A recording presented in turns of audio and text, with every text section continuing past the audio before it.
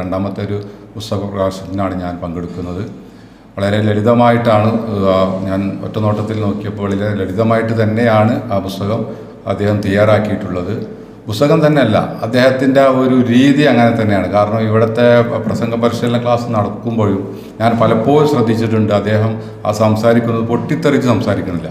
വളരെ ഇങ്ങനെ ഒരു സൗമ്യമായിട്ട് ഇങ്ങനെ ഒരു നദി ഒഴുകുന്നത് പോലെ ശാന്തമായിട്ടാണ് അദ്ദേഹം ആ ഒരു രീതി ഇവിടെ നമ്മോട് പ്രയോഗിക്കുന്നത്. ആ രീതി നല്ലതാണ് ഈ ഇതുപോലെ പരിശീലന ക്ലാസ്സിൽ.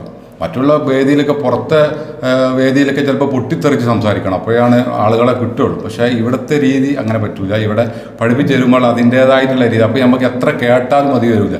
ഇപ്പോൾ ലാസ്റ്റ് തന്നെ അദ്ദേഹം സംസാരിച്ച് പോകുമ്പോൾ വീണ്ടും ചോദ്യങ്ങൾ ചോദിച്ചിട്ട് അദ്ദേഹത്തെ അവിടെ നിർത്തുകയാണ് ചെയ്യുന്നത്. അദ്ദേഹത്തിൻ്റെ ആ വാക്ക്, അദ്ദേഹത്തിൻ്റെ സംസാരം വീണ്ടും കേൾക്കാൻ വേണ്ടിയിട്ട്. അതുപോലെ തന്നെ എല്ലാ കാര്യവും ഇവിടെ ഒരുപാട് ക്ലാസ്സുകൾ അദ്ദേഹം നടത്തുന്നുണ്ട്.